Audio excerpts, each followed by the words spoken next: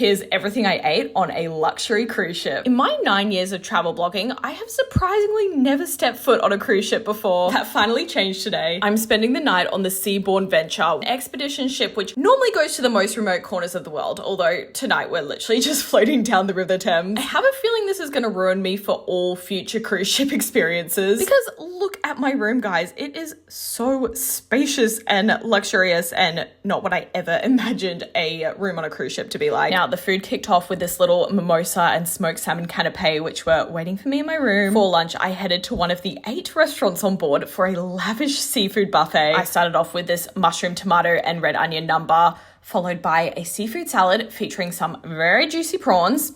Then I had this marinated green lip mussel, which was really delicious, and a very unique blue cheese endive salad. Also got a cheeky glass of Chardonnay to wash us all down. And since when have I become a Chardonnay girly? Onto the hot food, I got some garlic butter prawns, which were so delectably juicy and probably the highlight. I wasn't a big fan of these creamy scallops with dill. They were a little bland. Veggie lasagna never looks cute on the plate, but it always hits the spot. This baked salmon was also delightful, super moist, and had a lovely lemony flavor. For dessert, I grabbed a fruit salad cup and this little ginger cake, which was quite dry and didn't really taste of ginger, but I mean, I ate it all anyway. It was only after this that I found a spot that does gelato all day long, and I really regretted not getting any. After my lunch, I went on a tour of the ship. Keep in mind, this is a very small cruise ship, but there is still a massage room, a nail salon, a hairdresser, a very spacious gym, and a sauna. On the deck, there was a plunge pool and 2 spas. Also, I didn't get to see them, but apparently this boat is equipped with 2 mini submarines, which you can go ride in. James joined me on board a little later on, and we got dressed up to go to dinner. Actually, before we went to dinner, we headed up to the Constellation Lounge, and I got a glass of champagne because